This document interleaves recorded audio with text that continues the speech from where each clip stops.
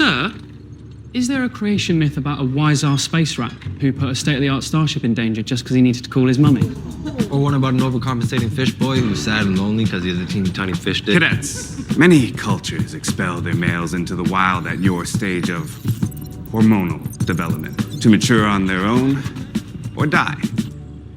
We are not one of them. Currently. What have I ever done to make you treat me so disrespectfully? How's it going out there, everyone? W.F.S, your doctor here today, and we're going to talk a little bit about the second episode from the new series, Starfleet Academy. Okay, first I have a question. When did the Predator join Starfleet?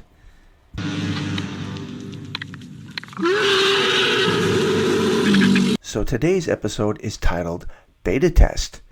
And in this episode, the Federation, after the burn happened, well, because it didn't have warp drive, it lost contact or severed ties with so many of its worlds that made up the Federation, and Beta Z happened to be one of them. And once the burn happened, they put a big wall up around their planet. I guess they became more like xenophobic, afraid to go out because there was no Federation to protect them from all the bad guys that existed in the universe after this.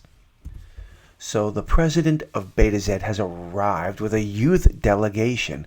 Convenient, isn't it, that a youth delegation will arrive in San Francisco and have meetings at Starfleet Academy. Not Starfleet headquarters, but Starfleet Academy, where a fresh new class of youth are there to help push Starfleet and convince this man that the Federation can be trusted and they should re-enter the Federation.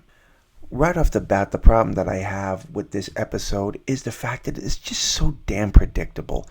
We have Caleb, the center of our story here, who's going to develop a relationship with the president of Beta Z's daughter.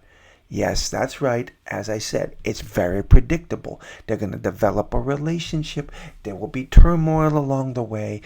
The Beta Zs will break away from the peace talks or the mediation, but the two of them will figure things out, and the peace talks will go back on, and Beta Z will become part of Starfleet.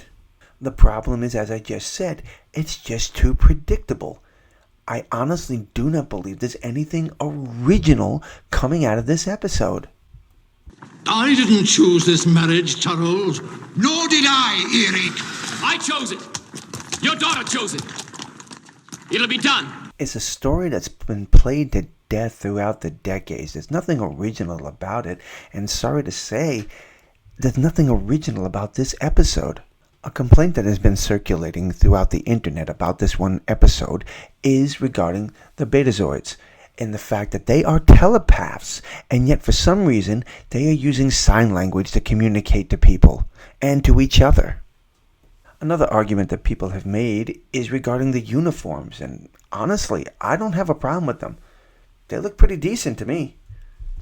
Now, this scene right here is proof that Kurtzman is trying to make sure that everything that he has done since he's taken control of Star Trek gets blended into one universe here.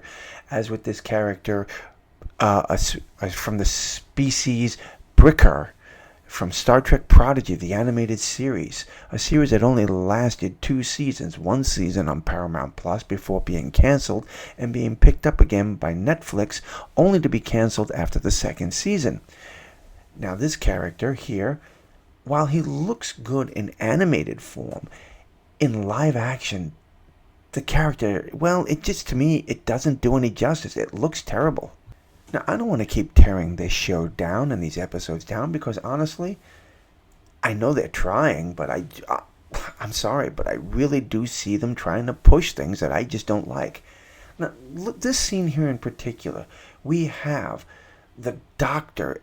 Every time he wants to get close to the Chancellor here in this one scene, every time he gets close, she gets up and moves away, goes to a different chair, and he follows her like a whipped puppy. It's just quite annoying, and for a character who's over 800 years old, he can't pick up on the fact that she wants him to leave her alone. What I love about the episode is this one scene right here. a reference, a throwback to Star Trek IV, The Voyage Home, the humpback whales George and Gracie. It is quite obvious now that they thrived on Earth after their adventures in Star Trek IV. And that right there, my friends, makes me very happy because Star Trek IV was a brilliant piece of storytelling as far as I was concerned. And I love humpback whales.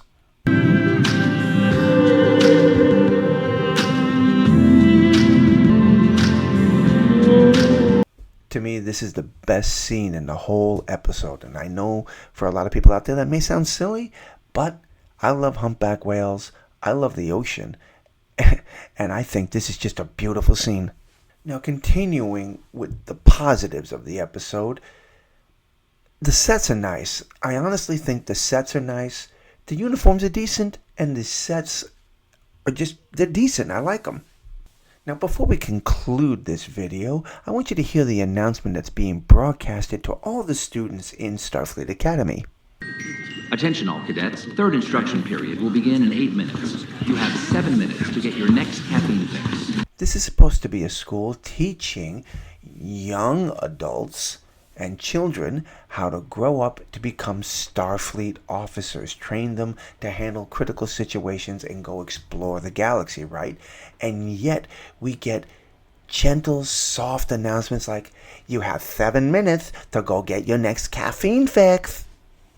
I am trying to give this series a chance, but every time I turn around, I see things that just look stupid to me, and I'm sorry if that offends some of you out there, but I can't help the way I feel.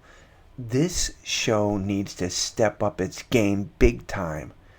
It's been awarded 2 seasons, and if this is what we can expect from it, it's done. It's over. I am so looking forward to seeing what the critic reviews and the scores are for this series on the end of this first season. Well, have you seen Starfleet Academy? I would love to hear your thoughts and comments. Drop them below and let me know. Until the next time, my friends, God bless.